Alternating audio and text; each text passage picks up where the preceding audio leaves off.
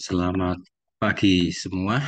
Jadi ini adalah pertemuan setelah kalian melakukan ujian tengah semester. Jadi mungkin sedikit ini aplikasi dari geokimia, terutama untuk eksplorasi. Jadi pertemuan kali ini kita akan membahas metode eksplorasi geokimia, tidak seluruhnya. Mungkin seluruhnya nanti minggu depan tambah eh, materi eksplorasi geokimia. Jadi eh, kita akan membahas metode eksplorasi terkait dengan geokimia. Nah, kalau kita tahapannya eksplorasi geokimia, tahapan eksplorasi gitu ya, terutama kita mulai dari desain dan planning. Jadi ketika kita sudah punya suatu daerah yang akan kita eksplorasi, kemudian kita desain. Desain termasuk nanti eh, apa namanya, apa yang kira-kira kita akan lakukan terkait dengan planning juga, perencanaan nanti bagaimana, apakah menggunakan berapa geologis yang akan kita pakai di daerah tersebut, terus kemudian rencananya analisis bagaimana, nah itu harus direncanakan dulu. Nah, ketika sudah direncanakan, barulah kita masuk ke tahapan berikutnya yaitu sampling. Ini sampling sangat penting, itu ketika kita mengambil sampel, mana yang benar-benar harus kita sampling. Jangan asal-asalan kita menyampling batuan, sehingga nantinya ketika kita analisis eh, tidak memberikan hasil yang seperti kita harapkan. Kemudian setelah sampling, untuk bisa kita analisis harus dipreparasi, di sampel preparasi. Kadang sampel preparation itu dilakukan oleh orang lab gitu. Tapi kita sebagai seorang geologis pun bisa melakukan preparasi. Ini pernah juga saya lakukan ketika eksplorasi di Seram gitu ya. Jadi agar nantinya ketika kita masukkan di lab itu cepat analisisnya. Jadi setelah sampel nanti dipreparasi. Ya, contoh dari saya waktu pas disiram ya kita ambil sampel soil gitu ya, terus kemudian kita keringkan di oven, tetapi karena di lapangan tidak pakai oven, nggak bawa oven ya kita goreng, tapi tidak menggunakan minyak, jadi di atas wajan terus kita goreng. Itu sebenarnya di kalau bahasa Jawa itu digoreng sangrai gitu ya, karena tanpa minyak. Itu gunanya sebenarnya adalah menghilangkan kadar air. Nah, setelah kering itu, setelah nanti kita panaskan kering, kemudian sampel kita hancurkan. Nah, penghancurannya bisa kita tumbuk ya. Kita tumbuk secara pelan-pelan sampai ukuran bubuk. Nanti setelah sampai ukuran bubuk kemudian kita ayak gitu ya. Sama seperti ketika kalian eh, praktikum paleontologi gitu ya. Itu kan diayak dengan menggunakan mes. Nah, ini sama. Kita pakai saringan, kemudian kita saring sampai ukuran tepung gitu ya, tepung. Nah, setelah sampai ukuran tepung baru kita masukkan ke kantong plastik sampel, ke kantong plastik sampel yang sudah diberi label. Misalnya dari sumur eh, egg gitu ya, kedalaman tertentu kita beri tanda. Nah, setelah kita beri tanda barulah kita masukkan ke lab untuk analisis. Kadang kalau kita di lapangan tidak ada lab gitu ya, kita harus kirim. Tapi kadang juga ketika eksplorasi, meskipun tahapan eksplorasi, itu kadang di lapangan pun ada labnya, ya, ada labnya. Nah, ketika dianalisis, ini sebenarnya ketika kita masukkan sampel yang tadi sudah dipreparasi untuk dianalisis, ini yang kita memberikan informasi ke lab, apa saja yang unsur-unsur yang uh, kita inginkan. Gitu. Apakah sampelnya yang kita analisis AU, AG, BB, ZN gitu ya, atau NI, atau FE, itu kita informasikan. Sehingga nanti mereka di lab menganalisisnya secara cepat. Nah, nanti setelah dianalisis akan keluar hasilnya. Oh, misalnya nikelnya sekian persen, Fe-nya sekian persen, AU-nya sekian ppm, Ag-nya sekian ppm. Nah, setelah dianalisis dimasukkan lagi ke peta wilayah kerja tadi. Di lokasi-lokasi tersebut kita plotkan hasilnya. Setelah kita plotkan di hasilnya, barulah kita masuk di integrasi dan interpretasi. Jadi bagaimana pembentukannya, model pembentukannya nanti ya. Sehingga dengan seperti ini, wilayah kita kerja itu nanti bisa kita ciutkan. Misalnya dari 5.000 hektar, terus keluar hasil analisis, kita masukkan ke petanya, kemudian bisa kita ciutkan daerah yang sangat prospek, misalnya hanya tinggal 200 hektar dari yang 5.000 tadi.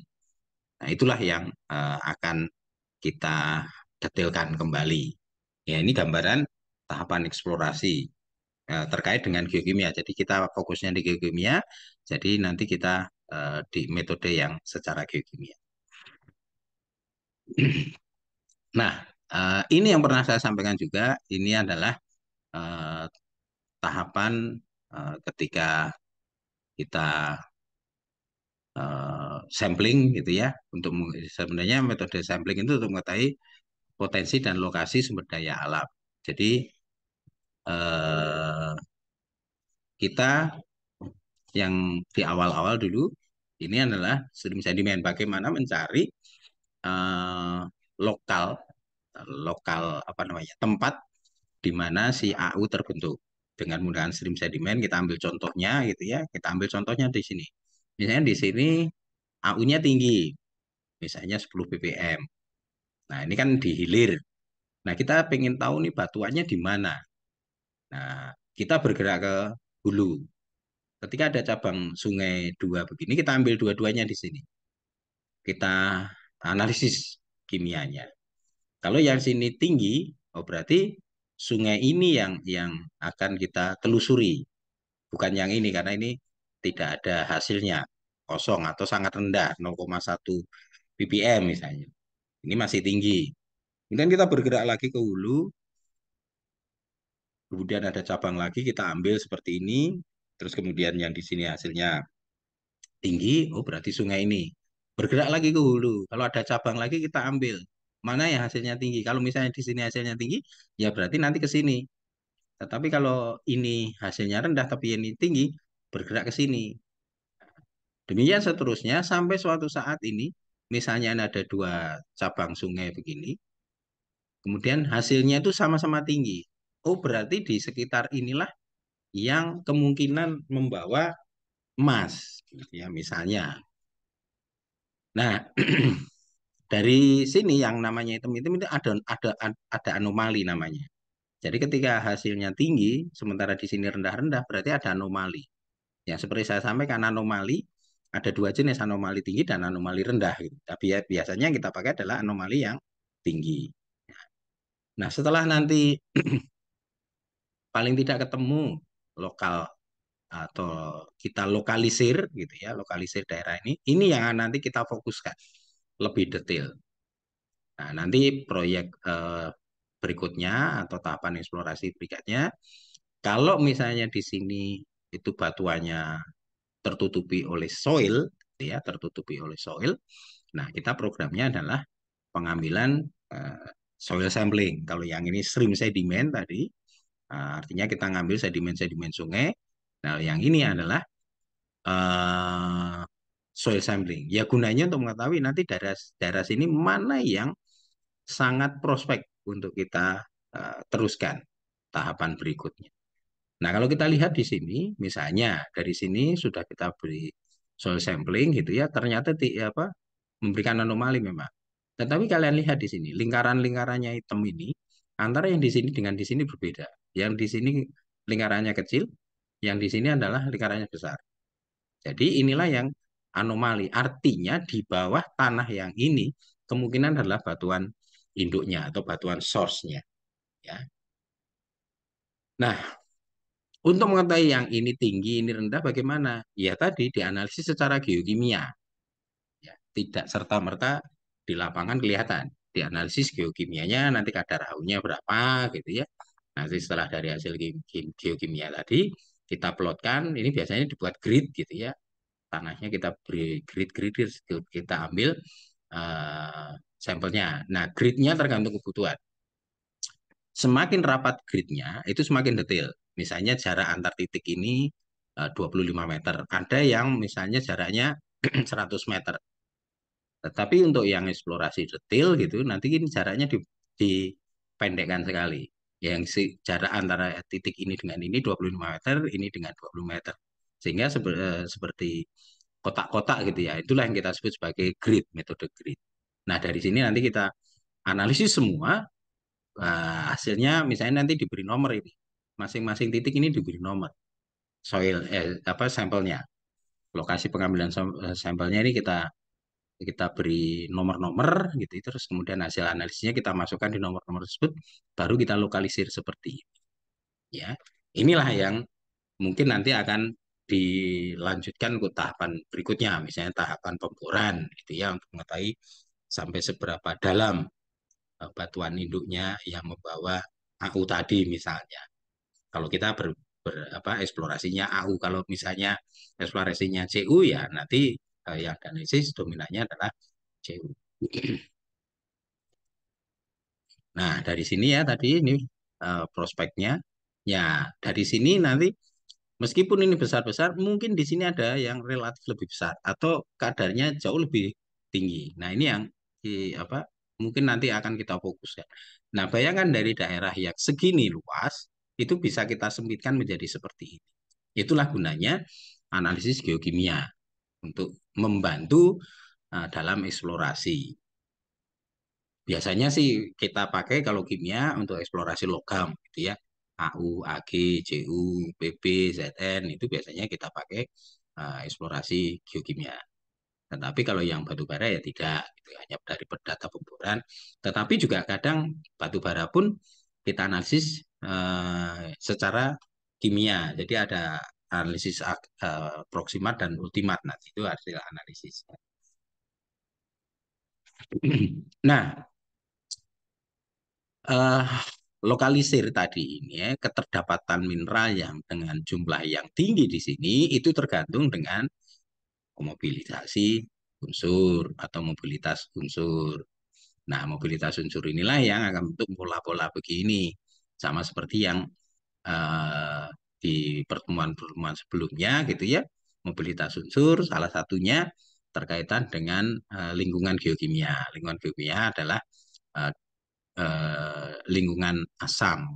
Nah, keasamannya ada beberapa unsur yang nanti ketika asam dia sangat mudah bergerak, tetapi ketika lingkungannya basah tidak bergerak sama sekali. Nah, ketika lingkungannya basah tidak bergerak sama sekali ya terkumpul di situ. Ini membentuk pola, akhirnya kan bentuk pola gini, pola seperti ini. Ya, artinya sebenarnya sebenarnya adalah begini. Jadi ketika batuan di sini mengandung AU terbentuk, terus kemudian mengalami pelapukan dan erosi, itu pelapukan dan erosi, unsur-unsur yang ada di sini itu terdispersi secara mekanis dan kimia. Nah, mekanis itu yang eh, butirannya lepas, kemudian terbawa oleh arus air mengikuti aliran air. Tapi kalau yang dispersi secara kimia, jadi unsur-unsurnya itu terlarut dalam air, terlarut dalam air sehingga mengikuti pergerakan aliran air. Nah, pelacakan tadi inilah yang diperlukan gunanya untuk sampling geokimia. Jadi untuk pelacakan anomali, sebenarnya tujuannya adalah ini, untuk mencari anomali, harga yang tidak normal di antara kenormalan. Ya kita cari anomali, terutama anomali-anomali yang tinggi, bukan anomali rendah, tapi bisa saja nanti anomali rendah. Tapi yang kita cari biasanya kalau yang eksplorasi geokimia itu adalah anomali yang tinggi. Nah, penyontohan aliran sungai ini merupakan metode awal. Jadi ketika eksplorasi awal, eksplorasi besar, itu biasanya kita lakukan analisis misi sampling geokimia untuk memperkecil tadi wilayah target. Sama seperti ya saya pernah melakukan yang ini stream sedimen itu ketika awal saya bekerja tahun 98 itu adalah stream sedimen di daerah Sumatera Selatan. Mulai dari eh, Muara II, Batu Raja sampai ke Lahat sana. Daerahnya dengan PT Aneka Tambang pada waktu itu daerahnya seluas 1 juta hektar. 1 juta hektar sangat luas. Jadi mengambil tiap hari itu ngambil sedimen-sedimen begini. Sedimen sungai, sedimen sungai. Terus kemudian kita analisis, kita kirim. Nah kebetulan PT Aneka Tambang punya lab sendiri, jadi kita kirim ke Jakarta. Kemudian hasilnya dikirim lagi ke lapangan. Dari lapangan nanti dari peta-petanya kita masukkan. Ini kan diberi sampel, nomor sampel, misalnya SS1, SS2, SS3. Nah di apa sampel yang kita kirim itu sudah diberi label gitu ya. SS1, SS2, SS3. Jadi ketika hasilnya keluar itu ya dalam bentuk tabel, nah kita tinggal ngeplotkan di sini.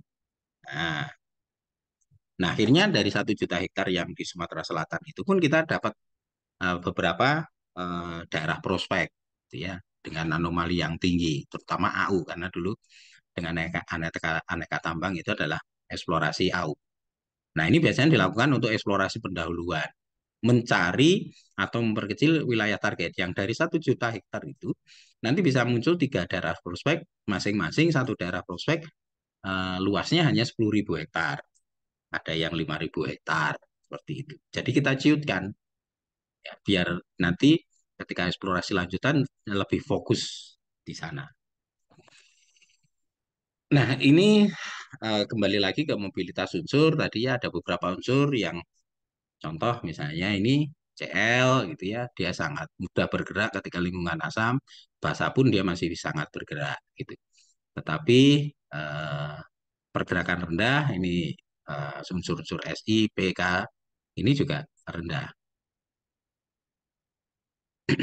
Tetapi kita lihat nih unsur-unsur S, Ca, Mgna ini ketika lingkungannya asam ini sangat mudah bergerak. Tetapi ketika lingkungannya di lingkungan yang basah gitu ya, dia pergerakannya jadi relatif lebih rendah gitu. Nah, ketika pergerakannya relatif lebih rendah, akhirnya terkumpul di sini, terakumulasi di situ. Nah, kita lihat di sini juga Ag, As, Cd, Co, Cu, Ni, Zn ini bergerak ketika lingkungannya asam, tapi tidak bergerak ketika lingkungannya basah. Artinya ini akan terendap ketika lingkungan di sekitarnya dalam kondisi basah. Fe, Mn ini juga pergerakan relatif rendah, meskipun relatif rendah, tapi ini bergerak ketika lingkungannya asam. Tetapi ketika lingkungannya basah, ini unsur-unsur ini akan berhenti. Nah, ketika berhenti terakumulasi, terendapkan di situ, akhirnya bentuk endapan-endapan yang ekonomis. Demikian sebaliknya gitu.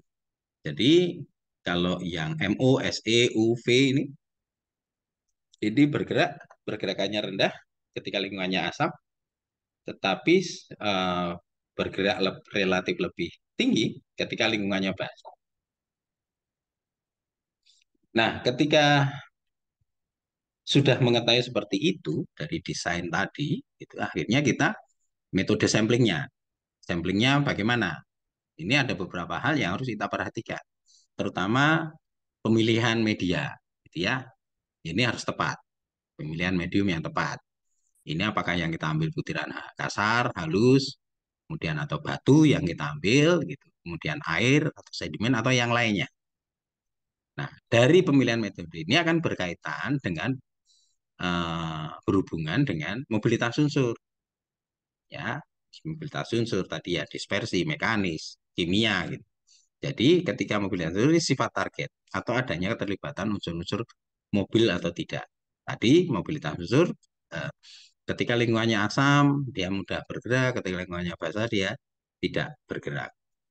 Kemudian kondisi lokal, pola dispersi. Nah, terutama kalau ini berkaitan dengan das atau daerah aliran sungai, berarti kemungkinan dia dispersinya secara mekanik. Ya. Terus kemudian daerah kering, ini juga mungkin dispersinya secara mekanik. Rawa itu bisa saja nanti dispersinya eh, secara kimia. Nah, rawa bisa saja nanti pH-nya rendah. Kalau pH-nya rendah kan asam. Nah, unsur-unsur apa saja yang ketika di asam, lingkungan asam, itu pergerakannya rendah, sehingga nanti terkumpul di situ. Ya.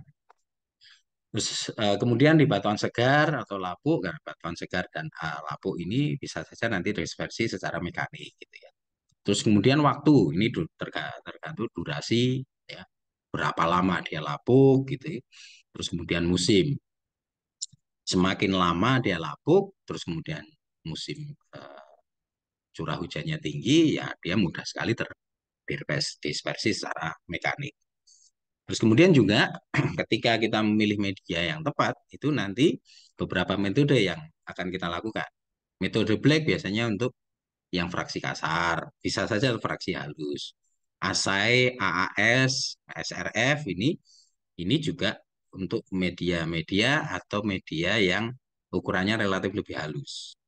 Ya, AAS. Nanti di pertemuan terakhir kita akan bahas sedikit tentang metode AAS dan SRF gitu ya.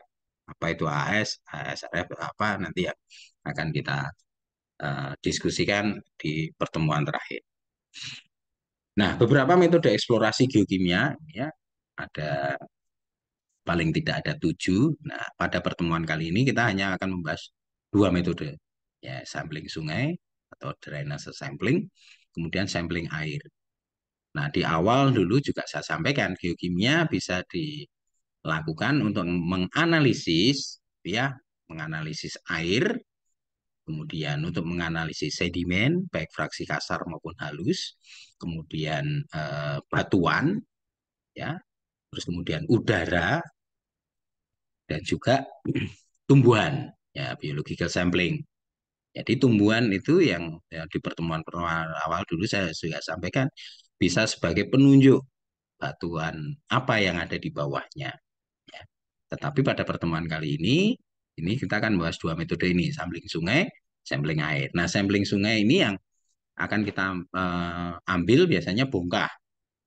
Bongkah itu kalau di eksplorasi yang sampling sungai kita sebut sebagai float, ya float. Nah, rombakan-rombakan yang ada di sungai gitu ya, bongkah-bongkah kecil gitu kita sebut sebagai float. Kemudian ada sedimen kasar. Nah, dari sedimen kasar ini biasanya kita lakukan dengan menggunakan pan konsentrat.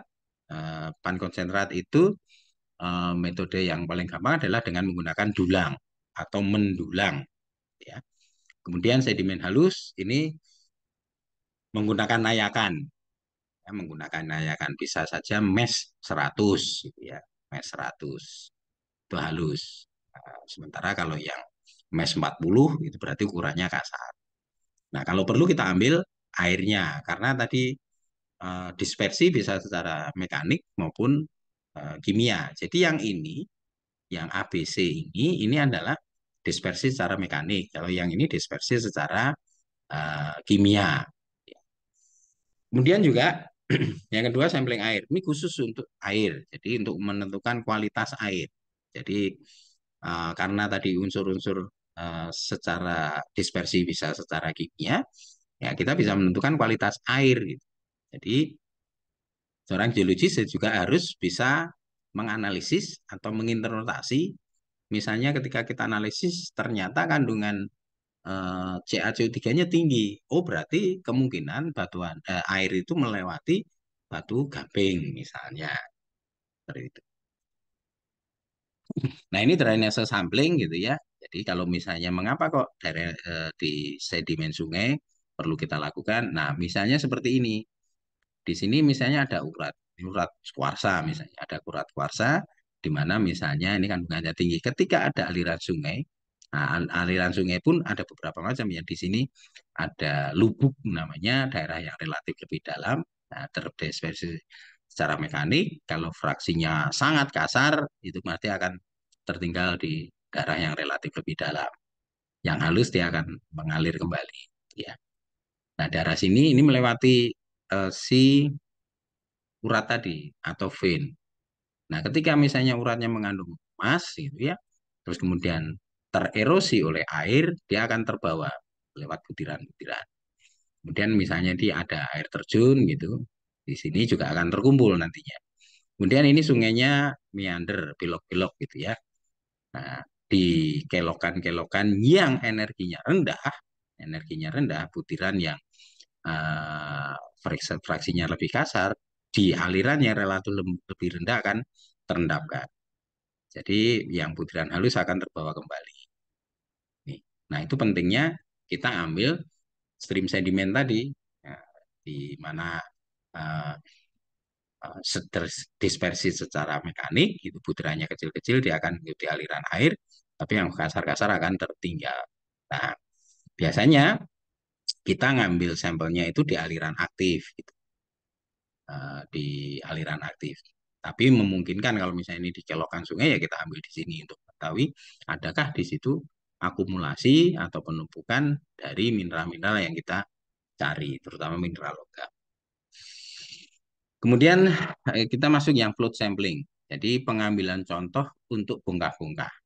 Jadi selain kita ngambil sedimennya, ketika setelah kita mengayak sedimen itu, kita lihat batuannya atau bongkah-bongkah yang ada di sungai tersebut.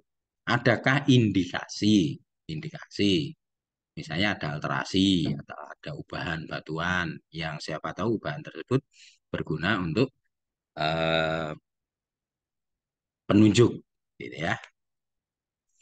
Nah, float itu biasanya kalau yang ukurannya besar-besar itu ada di tengah sungai. Mungkin kalau kalian lihat ya, ke, ke sungai gitu ya, bongkah-bongkah besar itu kan ada di tengah-tengah sungai. Tapi yang halus-halus itu butirannya yang halus-halus relatif di pinggir. Tetapi bisa saja di tengah ada butiran yang halus. Manakala energi airnya berubah menjadi relatif lebih rendah. Di pinggir itu biasanya aliran aktifnya akan aliran airnya akan energinya jadi rendah. Jadi sedimen-sedimennya akan terendapkan. Nah, kemudian juga kita melihat ketika kita melihat kita misalnya mendapati float. Ini sama seperti ketika kalian praktik sedimentologi gitu ya. Ketika floatnya atau bongkahnya bentuknya bundar, oh berarti ini sudah jauh dari sumbernya. Tetapi ketika float yang sangat menarik masih bentuknya runcing-runcing, oh berarti masih dekat ini dengan sumbernya. Nah, jadi itulah kaitan ilmu geologi untuk di geokimia. Jadi tidak bisa berdiri sendiri. Jadi kita harus tahu juga misalnya granulometri kalau di sedimentologi gitu ya. Terus kemudian bentuknya butir, apakah dia angular, subangular gitu. Rounded, subrounded, semakin bulatnya apa well rounded, bulatnya well rounded itu seperti kelereng gitu ya, bulat gitu ya. Itu berarti sangat jauh dari sumbernya. Mengapa kok bisa kita seorang geologis bisa memahami kalau yang bulat itu dari jauh sudah jauh dari sumber. Ya ketika bongkah tersebut mengikuti aliran air gitu, jadi pinggirannya itu terabrasi. Jadi ketika dia menggelundung gitu ya, itu terabrasi sehingga semakin jauh yang gelundungnya lewat aliran air ya butirannya akan semakin bulat. Tapi kalau masih dekat dia biasanya butirannya masih runcing-runcing ya. Terus kemudian kalau float ya diambil secukupnya lah gitu. 3 sampai 5 kilo. Gitu. Nah, bayangkan ketika kita eksplorasi pendahuluan di emas, ini pernah saya lakukan juga ketika yang saya cerita tadi dengan PT Aneka Tambang di Sumatera Selatan, itu mengambil sampel yang sedimennya itu sekitar 1 sampai 3 kilo yang diayak dengan mes yang misalnya mes 100 itu kita ambil sekitar 1 sampai 3 kilo. Terus kemudian tadi ada namanya black. Black itu tadi singkatan sebenarnya bulk light extractable gold. Itu fraksi relatif lebih kasar yang kita ambil. Itu biasanya yang menggunakan mes 40, ya, mes 40. Nah, itu yang kita ambil 5 kilogram. Nah, dari stream sedimen, dari sedimen-sedimen halus tadi, itu sudah 3 kilo. Kemudian yang black 5 kilo, sudah 8 kilo. Belum ketambahan floatnya. Ya, floatnya kalau 5 kilo, nah, berapa? 5 kilo tambah 5 kilo, tambah 3 kilo, 13 kilo. Jadi di carrier atau tas yang kami bawa waktu itu ya ketika kita ngambil sampel, kalau satu lokasi itu ya sekitar 15 kilo gitu.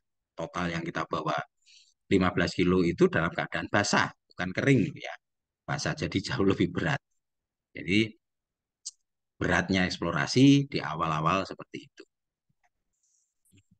Nah, gunanya apa ya? Untuk kita analisis secara geokimia tadi. Nah, floatnya pun kita bisa analisis secara geokimia. Jadi batunya itu kita analisis secara geokimia. Apakah nanti floatnya yang sangat menarik kita ambil itu juga membawa mineral yang eh, kita harapkan. Jadi contoh float. Ya, tapi ya bukan segede gini yang kita ambil, hanya paling tidak hand specimen lah gitu ya. Hand specimennya sekitar 1 kilo. Jadi ya sekitar 3 sampai 5 sampel batuan. Nah, kalau besar seperti ini bagaimana ya Pak? Ya kita pecah. Ya, ini ya enggak kita bawa sebesar ini, kita pecah. Nah, pecahnya akhirnya jadi kecil-kecil begitu seperti ini. Nah, inilah yang kita bawa, ya, yang kita bawa. Nah, bayangkan kalau seperti ini palu gitu ya. Ini kan 1 kiloan sampai 2 kilo ya. Ini kita bawa. Nah, ketika kita melakukan stream sedimen, sebenarnya mineral-mineral yang kita ambil itu adalah mineral-mineral yang heavy mineral atau mineral yang berat jenisnya tinggi. Karena nanti dulang, jadi bentuknya dulang itu bentuknya di tengah cekung gitu ya. Jadi mineral yang punya berat jenis yang tinggi akan terkumpul di bawahnya. Nah, AU salah satunya AU gitu. Itu juga berat jenisnya tinggi. Ini AU-nya kalau yang pan konsentrat ini atau dengan dulang, AU-nya bisa secara natif ya pecahan-pecahan emas ya, seperti kerikil, seperti beras gitu, itu bisa terkumpul di situ. Ini sebagai partikel berukuran kecil, ya, kerikil itu terbersih mekanis, terus kemudian mewakili satu satuan luas daerah proseksi. Ini di sungai besar pada energi yang tinggi. Jadi kita ambil pada aliran aktif, pengambilan secara dulang atau panning gitu. Nah, contohnya 10 sampai 20 gram. Ya, ya kecil memang ya. Tadi 1 kilo sampai 3 kilo. Nah, dari 1 kilo sampai 3 kilo kita kecilkan satu sampel plastik gitu ya. Ya plastik 1 kiloan jadi setengahnya lah gitu. Sebenarnya yang kita analisis cuma kecil gitu, 3 sampai 5 gram. Nah, mengapa yang kita analisis 3 sampai 5 gram kok kita ambilnya 10 sampai 20 gram? Nah, kadang di lab gitu ada kesalahan preparasi. Jadi kalau kita hanya mengirimkan 5 gram, sementara yang kita butuhkan analisisnya adalah 5 gram, kemudian terjadi kesalahan preparasi, di lab tidak punya stok. Nah, makanya kita kirim sekitar 10 sampai 20 gram. Artinya kalau 10 sampai 20 gram ini kemudian kita analisis, ini ada kesalahan, kita di lab itu masih punya stoknya. Jadi masih bisa diambil.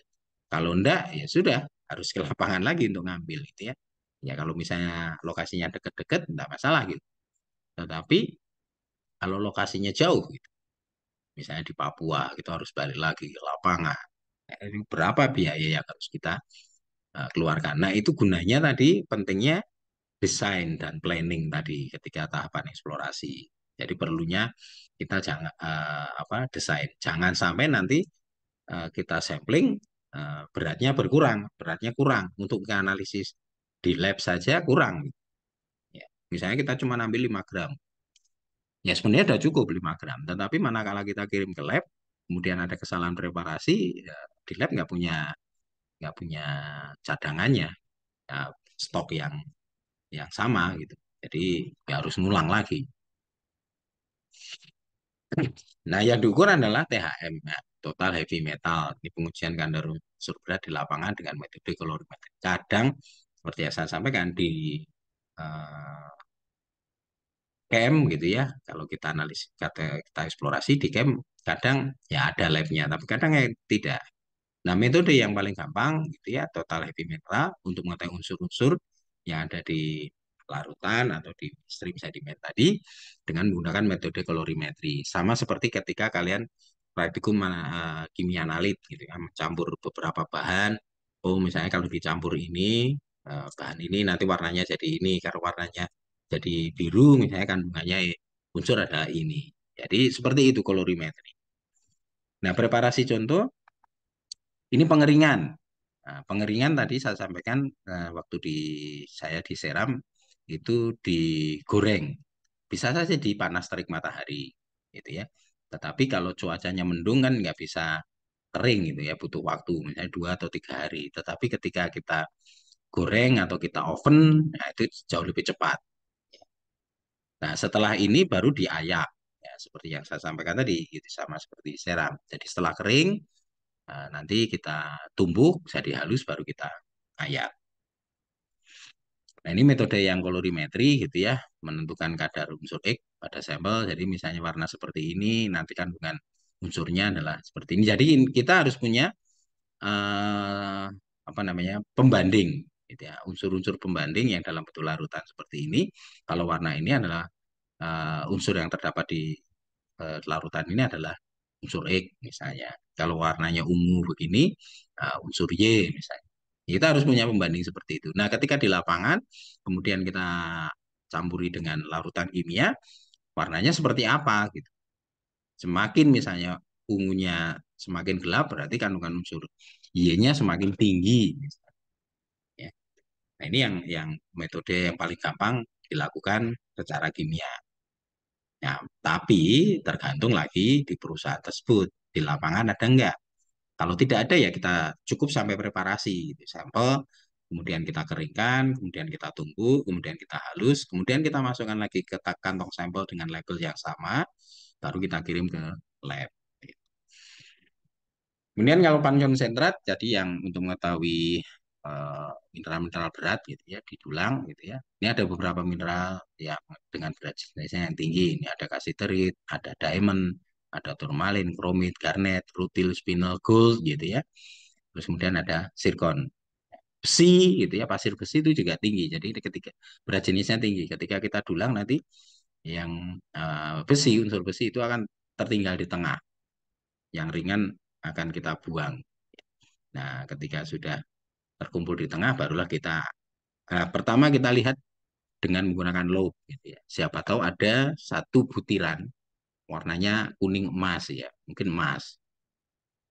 Kalau tidak ada sampel itu kita analisis, mungkin emasnya masih terikat dengan unsur yang lain. Itu baru kita analisis secara kimia. Tapi kadang ketika kita dulang itu juga emas yang terdispersi secara mekanik tadi yang berukuran kerikil, besar beras gitu, kadang muncul di situ, gitu. Muncul di dulang seperti itu. Nah, ini contoh gambaran dalam dulang. Jadi pendulangnya seperti ini, ya, ya. Kalau yang dulang dari Kalimantan, yang dari kayu ulin itu bentuknya seperti caping gitu ya, eh, topi petani gitu. Bentuknya seperti caping. Berat. Dulu saya pernah membawa ini tulangnya dari kayu ulin itu berat sekali. Nah, kemudian si dulang itu kita ambil sampel sedimennya di sungai, kita masukkan, kemudian kita celupkan dulu. Ya, artinya kita celupkan air itu, mineral-mineral yang berat jenisnya ringan akan keluar gitu.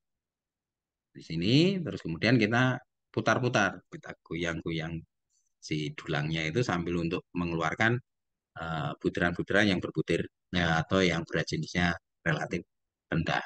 Kita putar-putar, akhirnya terakhir yang nanti di sini adalah butiran-butiran yang mempunyai berat jenis yang relatif lebih tinggi. Nah, ini contohnya dulang gitu ya. Ini dari plastik bisa saja, tetapi di bagian dulang ini nanti ada seperti anak tangga, gitu. Jadi nanti butiran-butiran yang berat jenisnya rendah kita buang, gitu. Jadi yang tertinggal ada butiran-butiran yang berat jenisnya relatif lebih tinggi. Ini jadi yang ini tadi kita ambil dulu sedimen sungai kita masukkan di sini, terus yang kasar-kasar ini kita buangi dulu, akhirnya jadi seperti ini. Kemudian ini nanti kita dulang, terus yang masih kasar-kasar gini kita buang, gitu ya. Tinggal yang pasir, pasir kemudian kita dulang lagi, kita goyang-goyang dengan air. sehingga terkumpul seperti ini. Inilah mineral-mineral yang berat jenisnya tinggi. Nah, ketika sudah seperti ini, nah barulah kita lihat pakai loop. Ini ada yang warna-warna putih, ya mungkin ada kekuningan, ya kita lihat dari loop. Apakah ini berupa AU yang lepas terdispersi secara mekanik. Sampel inilah yang kita masukkan ke kantong sampel. Ya, inilah yang kita sebut sebagai sampel pan konsentrat yang beratnya tadi sekitar 10 sampai 20 gram, ya. Ya maksimum 1 kilo lah, gitu. Maksimum gitu. Karena kalau kita analisis nanti butuhnya sedikit. Kalau salah preparasi kan masih kita punya stoknya atau cadangannya yang sampelnya sama. Nah, dari situ nanti akan ketahuan seperti ini. Dapatnya emas seperti ini kan lumayan dapat emas seperti ini ya. Lumayan ini. Dulu saya pernah ketika di yang tadi saya sampaikan eksplorasi pendaluan emas di Sumatera Selatan gitu. Dari yang ini saya kadang menemukan gitu ya butiran emas dalam bentuk ukurannya seperti beras itu kecil. Nah, cuman ketika eksplorasi ini waktu itu saya masih fresh graduate gitu ya, baru lulus masih ideal gitu. Jadi emas-emasnya itu masih saya taruh juga langsung saya masukkan di plastik sampel gitu. Nah, sekarang saya nyesel gitu nggak bisa menunjukkan inilah hasil ketika eksplorasi dengan menggunakan stream sedimen. Saya tidak bisa menunjukkan contoh emas yang hasil dari dulang pada kalian karena dulu waktu itu masih ideal gitu ya. Ya nggak apa-apa sebenarnya kalau misalnya ketemu A3 kalian ambil satu untuk apa namanya ya koleksi gitu ya nggak apa-apa. Tapi ya, ya itu tadi karena saya masih ideal, lulusan masih fresh graduate gitu. Ya, semua apa yang ada di sini saya masukkan kantong sampel, dianalisis, dianalisis. Nah, bayangkan kalau kita dapatnya seperti ini kan lumayan, ya, lumayan. Terus bisa saja nanti kalian resign jadi geolosis, jadi hanya penambang. Nah, stream sedimen sungai itu ya, ini artinya mewakili persatuan luas daerah proteksi. Jadi nanti yang dari 1 juta hektar itu pun nanti kita eh, pengambilan sampelnya mempergunakan ini persatuan luas. Misalnya kita fokuskan misalnya di sungai yang luasnya 1 kilo kali 1 kilometer persegi. Gitu ya. Nah itu pentingnya tadi desain dan planning tadi. Jadi tidak semua sungai kita masuki gitu ya, ya di persatuan luas tadi 1 kilo kali 1 kilo misalnya. Terus kemudian diambilnya sampai ke korde 4. Mungkin dulu waktu geomorfologi sudah diajari gitu ya, sungai orde 1, sungai orde 2 gitu ya, sungai orde 3 dan sungai orde 4. Gitu. Sungai orde 1 yang dari hulu ya, dari hulu itu sungai orde satu ketemu dengan orde 1 jadi orde 2 dengan orde 1 nanti ketemunya eh, jadi orde 2 gitu ya, dan seterusnya. Nah, kemudian pada sungai yang berenergi rendah, meskipun aliran aktif, tapi energinya rendah. Karena dengan energi yang rendah, otomatis butiran-butiran yang berat jenisnya rendah akan terendapkan. Kemudian perhatikan bangunan fisik, apakah ada jembatan, pabrik, dan sebagainya. Nah, ini juga perlu, gitu ya. Ya, perlu.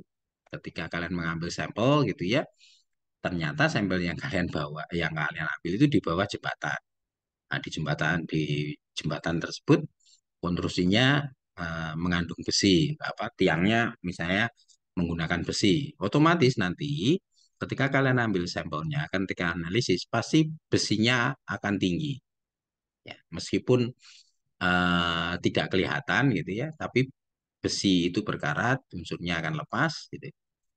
Nah, itu bisa menyebabkan kesalahan atau misinterpretasi ketika kita melakukan analisis kimia. Nah, bagaimana Pak kalau misalnya daerah tersebut ada jembatan atau rel kereta api, uh, terus bagaimana ngambilnya? Ya, kalian berjalanlah agak ke hulu, jangan di hilirnya dari jembatan atau rel kereta api tadi.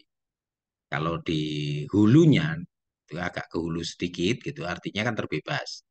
Kalau di hilirnya dari eh, jembatan itu pasti ketika jembatannya besinya lapuk terbawa ke arah hilir gitu. Tapi kalau hulunya kan enggak. Nah, itu yang perlu kalian perhatikan. Ini sama, jadi saya dulu waktu dengan anak nama saya kasus seperti itu. Ternyata sungai yang mau kita ambil gitu ya, eh, kita mau ambil sampelnya itu pas di jembatan. Ya, akhirnya kita bergerak agak ke hulu lah, sekitar 100 meter dari jembatan tersebut ke arah hulu, baru kita ngambil sampelnya. Jangan 100 meter di hilirnya jembatan. Ini ada kesalahan nanti analisis. Yang diambil ukuran butir pasir halus, lempung, gitu ya. Terus kemudian banyaknya contoh 300 gram, gitu ya. Tadi yang maksimal 1 kilo kan maksimal. Nah, kalau perlu diukur pH-nya. Nah, mengapa kok diukur pH-nya? Yaitu tadi terkait dengan mobilitas unsur. Apakah ketika pH rendah atau pH tinggi, bagaimana unsur-unsur itu terkumpul atau tidak bergerak sama sekali. Nah, setelah kita ambil sampelnya, nah ini kita keringkan gitu, ya, di lapangan kalau mungkin. Kalau waktu itu eh, kami tidak memungkinkan karena tiap hari ke lapangan ngambil sampel ya, sampel-sampel basah itu yang dimasukkan plastik itu langsung dikirim ke lab, nanti lab yang menganalisis gitu ya. Ini kan di sini bila memungkinkan. Berbeda ketika diseram. Diseram itu kan hanya menggunakan handover gitu ya. Jadi kita bisa masih punya waktu untuk mengeringkan. Nah, ini yang dianalisis ada AG, AS, CU, CU, mungkin AU di sini. Ini ada beberapa analisis unsur-unsur yang akan kita analisis. Nah, unsur-unsur yang kita analisis ini itu kita juga harus paham terkait dengan mobilitas unsur yang terkait dengan pH tadi. Ya, ya pH-nya. Ini penting untuk mobilitas unsur. Ini contoh stream sedimen gitu ya, kita ngambil ini sampelnya di aliran yang aliran air relatif lebih tenang gitu ya. Nah, mengapa kok kadang di sini tidak perlu diambil? Karena di sini biasanya ada aktivitas manusia. Ya, aktivitas kalau yang di pinggir sungai yang seperti ini kan banyak aktivitas manusia. Siapa tahu ada manusia yang memakai cincin emas atau gelang emas dia lepas gitu ya, terus kemudian ini kena aliran air, emasnya teroksidasi, lepas, itu kan memberikan anomali yang berbeda. Makanya lebih baik di aliran yang relatif lebih aktif aliran sungainya. Nah, kalau seperti ini yang ya ini yang namanya flood gitu. Kita sebut sebagai flood bongkah gitu ya. Kalau di sedimentologi gitu disebut bongkah, tapi kalau kita eksplorasi ini adalah flood. Nah, ketika kita mengambil sampel ini perhatikan juga seperti ini di hulu. Ini kan sudah mendung nih. Hati-hati karena ketika ngambil sampel begini, kalian juga harus melihat di hulu. Nanti ketika aliran sungainya ini putih ya alirannya, masih bening berarti di atas belum hujan. Ketika nanti alirannya sudah berubah coklat, berarti di atas sudah hujan. Nah, segeralah ketika kalian mengambil sampel ini mendulang gitu, ketika airnya sudah berubah coklat, segeralah naik. Ini untuk keamanan kalian ketika eksplorasi. Jangan paksakan. Nanti ketika kalian sudah tahu nih aliran airnya sudah berubah coklat gitu ya, artinya di hulu sudah hujan gitu ya. Tiba-tiba ada banjir bandang. Ini jadi lebih baik ketika kalian mendulang itu ya di pinggir begini duduk sambil mendulang tadi sambil lihat di hulu ini ya. Seperti ini kan sudah mendung gitu ya, sudah mendung. Ya, pentingnya keselamatan ketika kita bekerja. Kalau kita lihat penampang sungai gitu ya, ketika di sedimentologi mungkin sudah pernah gitu. Jadi ini berupa aliran besar kecilnya aliran air. Ini ya, sungainya meander begini di tengah ini ya, biasanya alirannya tinggi. Di sini adalah aliran tinggi. Ya, di belokan begini aliran tinggi. Makanya ketika dibelokkan begini, ini di sini pasti relatif lebih dalam dibanding. Karena apa? Yang di sini alirannya relatif lebih rendah. Ketika alirannya relatif lebih rendah, berarti ada pengendapan di sini. Nah, di sini perhatikan, kalau di sini alirannya tinggi, otomatis yang diendapkan adalah yang kasar-kasar. Sedangkan yang di sini alirannya relatif lebih rendah, itu ukurannya yang relatif lebih halus, ya pasir, pasir halus, gitu ya. Terus pasir sangat halus itu diendapkan di sini, ya di sini. Nah, kalau di sedimentologi inilah yang kita sebut sebagai point bar. Nah, di pinggir sungai gini nih yang point bar. Nanti kalau yang ada di tengah gitu yang kita sebut sebagai channel bar. Ya. Stream sedimen yang perlu kita perhatikan adalah fraksi halus, kasar, dan berat. Jadi kita ambil di sini, ya di sini, dan di sini. Jadi kita ingin tahu aliran air yang di sini memberikan hasil yang bagaimana, kalau yang di tengah bagaimana, yang di pinggir seperti ini bagaimana. Mungkin akan berbeda gitu ya antara yang aliran di sini dengan yang di sini. Memberikan hasil analisis yang berbeda. Ya, makanya kadang kita ambil tiga tempat gitu ya, di pinggir sini, di tengah, dan di pinggir sini. Kemudian itu dengan menggunakan dulang, tetapi ada juga yang menggunakan semprot, yang menggunakan sampling gitu ya, sampling air dengan menggunakan semprot. Sama seperti ini. Jadi ini pasirnya bukan semprot, sedot. Jadi ini pasirnya disedot, kemudian dialirkan di sini. Nah, di sini itu diberi ijuk atau karpet. Karpet. Nah, ijuk atau karpet ini gunanya apa? Menangkap butiran-butiran yang berat jenisnya relatif lebih besar. Berat jenis lebih besar di sini. Nah, kadang ada penambangan yang tanpa izin itu dengan menggunakan sluice box namanya. Jadi dialirkan, diberi apa namanya karpet-karpet itu. Nah, karpet-karpet inilah nanti yang kemudian kita lepas, terus kemudian kita cuci, baru kita analisis ya, dengan menggunakan sedot. Ya. Ini yang kecil, ini pasirnya sedot dialirkan ke sini, tapi di dasar ini diberi karpet-karpet itu, atau diberi misalnya uh, papan, tapi papannya itu diberi kayu-kayu yang relatif lebih tinggi. Jadi nanti butirannya yang kasar-kasar akan tertahan di situ, atau mineral yang berat jenisnya besar akan tertahan. Nah, ini yang menggunakan sluice box. Jadi disedot di sini terus kemudian dialirkan. Di sini uh, diberi karpet.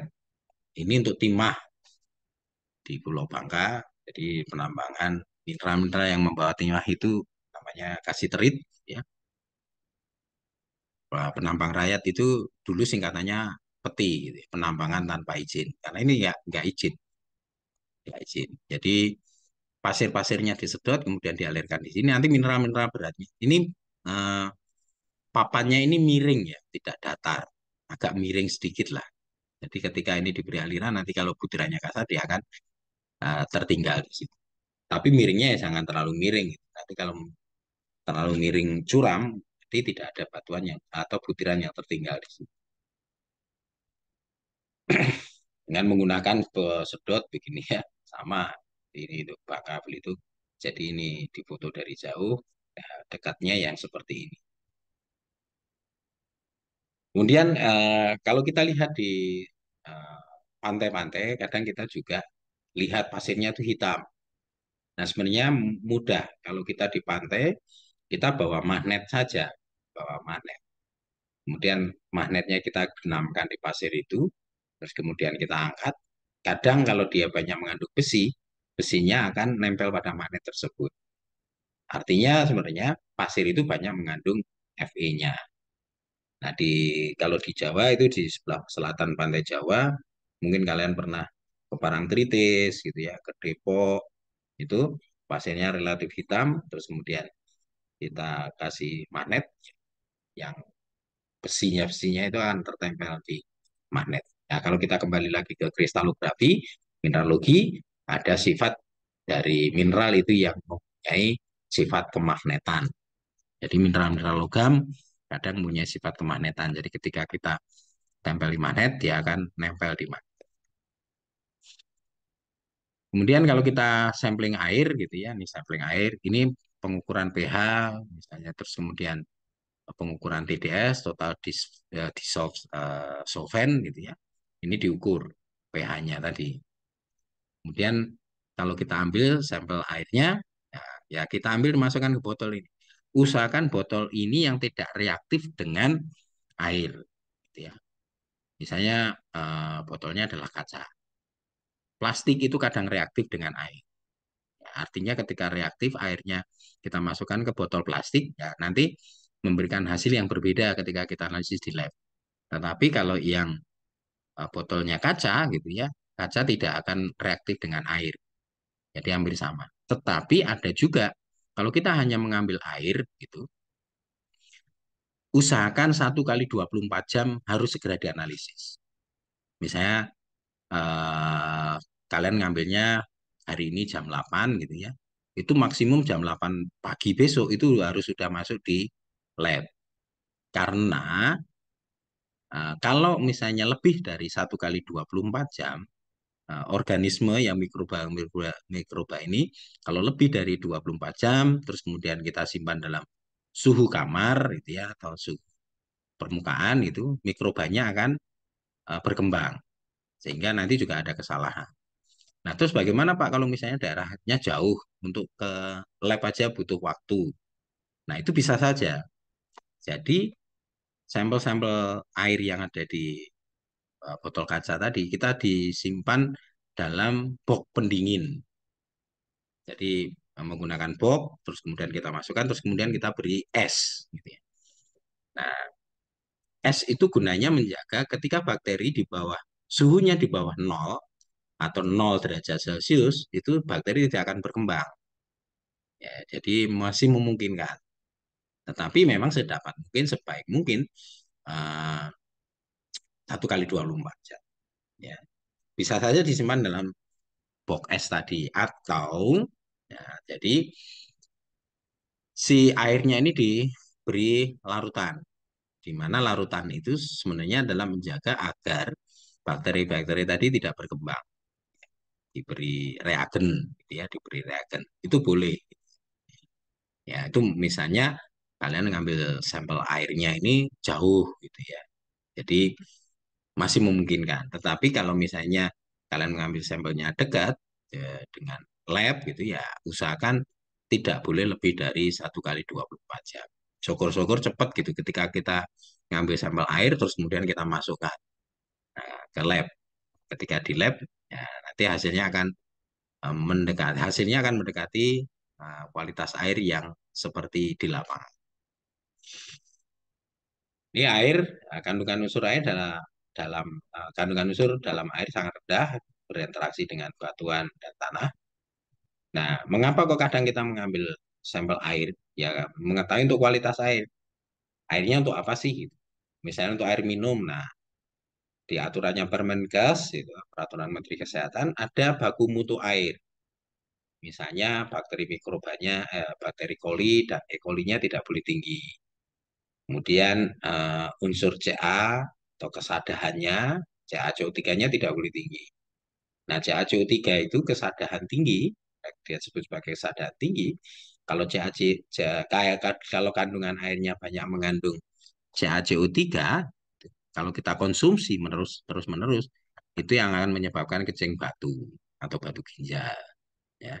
Kemudian kalau bakteri kolinya tinggi, ya, bakteri koli atau E. coli tinggi, ketika kita minum tanpa kita masak, kadang kan kita di lapangan saking hausnya gitu ya, ya sudah ambil air sungai gitu, kita minum gitu. Nah ternyata bakteri kolinya tinggi, itu yang menyebabkan diare dan disentri. Ya hati-hati. Ya, jadi itu pentingnya ketika kita menganalisa air. Jadi kegunaan geokimia itu di geologi juga sangat penting. Bisa untuk mengetahui kualitas air, terus kemudian stream sedimen tadi, batuan, gitu ya. Ya ini terus data penunjang lainnya ketika kita ngambil sampel air ini adalah mengukur pH tadi. Jadi seperti ini bisa mengukur pH, kemudian ini potensial redox, gitu ya. Terus kemudian konduktivitas. Konduktivitas itu air itu apakah menghambat aliran, menghambat listrik atau tidak.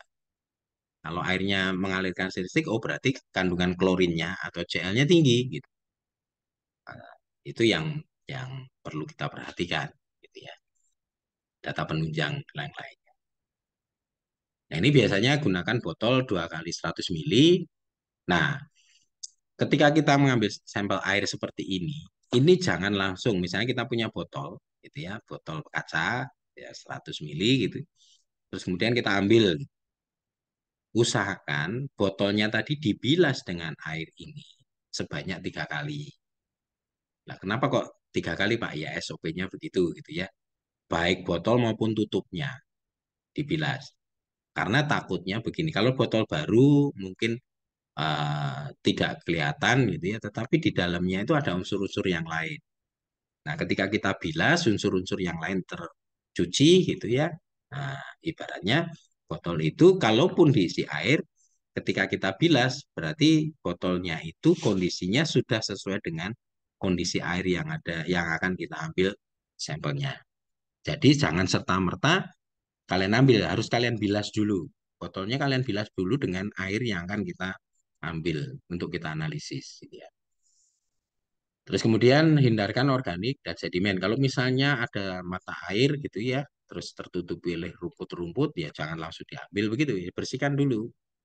Siapa tahu nanti kalau misalnya kalian langsung ambil, nah ada sisa-sisa dari rumput-rumput itu yang masuk ke botol. Nah itu juga akan mempengaruhi hasil analisis dari airnya tadi.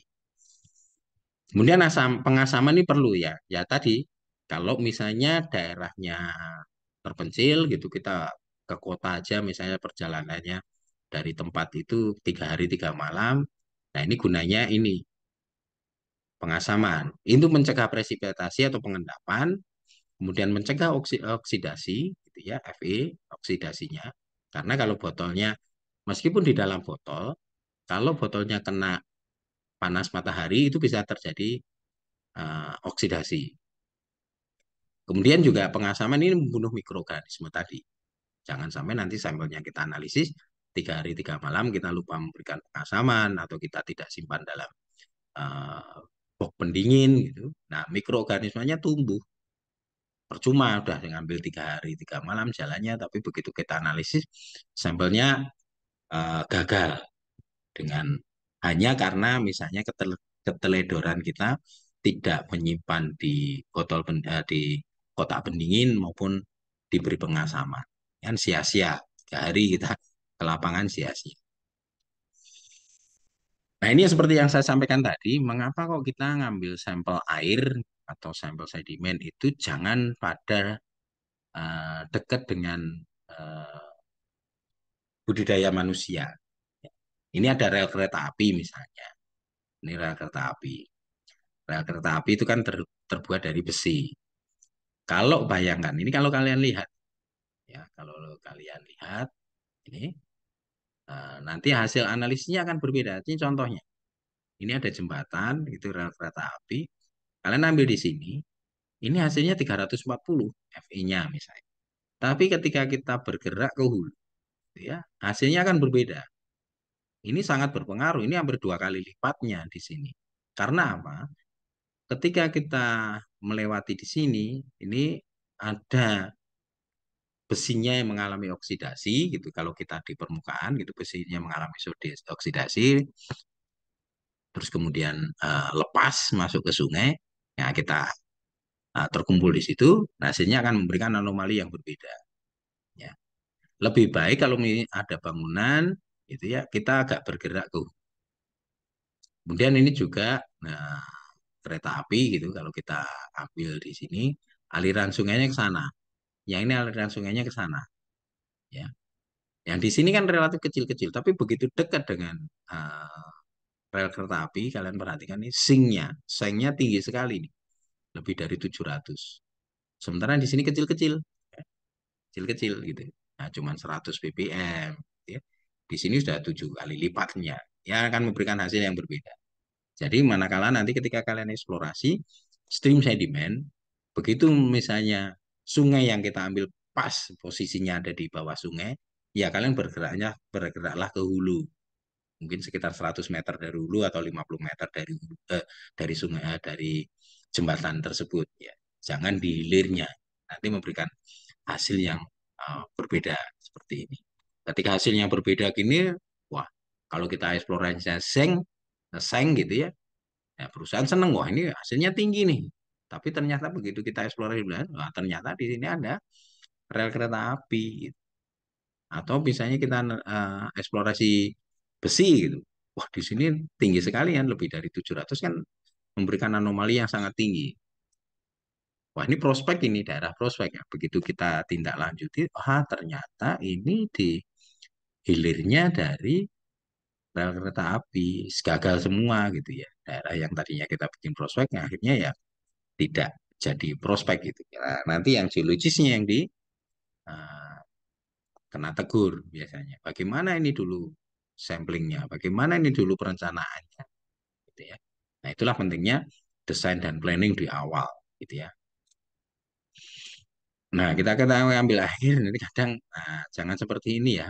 Ya, airnya kan berbeda yang antara yang ini dengan yang ini, meskipun hampir sama gini.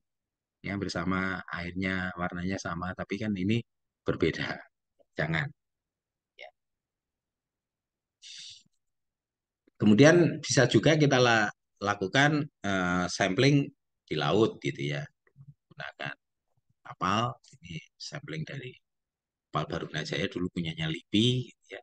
Kalau sekarang ya punyanya BRIN ya, Badan Badan Riset eh, Nasional. Ya. Ini kita ambil di eh, sungai. Jadi kita bisa lihat apakah sungainya tercemar atau tidak. Sungai laut, apakah lautnya tercemar, terutama bahan yang berbahaya, gitu ya. Ini yang bisa kita lakukan. Ya, kadang geologi juga berperan di sini.